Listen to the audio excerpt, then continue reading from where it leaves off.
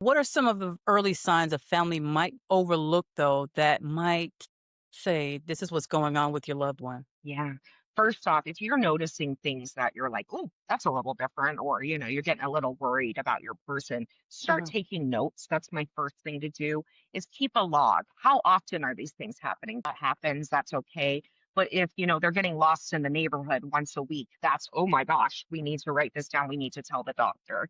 And Mhm. having those logs can help a lot to give the doctor a better, clearer picture of what's happening. But there's certain things that families, recognize that we often think, "Oh, it's nothing, it's nothing." And I'm not saying it's definitely dementia or it's definitely something, but it's important to at least take note of these things if you are worried. So maybe it's spatial awareness issues. Those often come around when people are driving and they hit the curves a lot.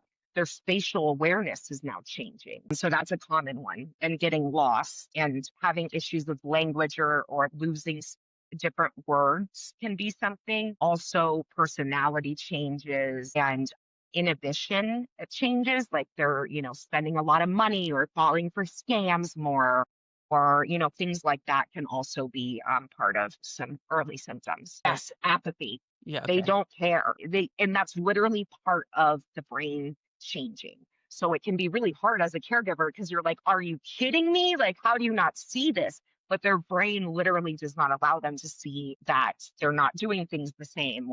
No, they're not reacting how you would think they are because their brain is literally changing and they can't react how they would have in the past. For example, yeah, so apathy is a huge one where you just have no drive to do anything and it keeps Mm, people from being social, and that's a huge issue when we're not social. That's mm, part of being healthy.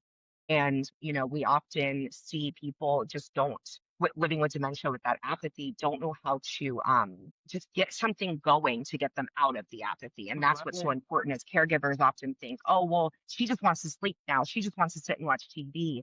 And it's actually that person doesn't know how to initiate the process of doing something Mm, else.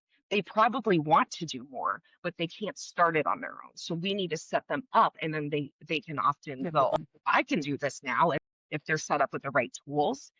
So that's something that's really important for us to realize. It's not always, well, they want to be like this. It's sometimes it's not a choice because their brain doesn't allow them to start things anymore.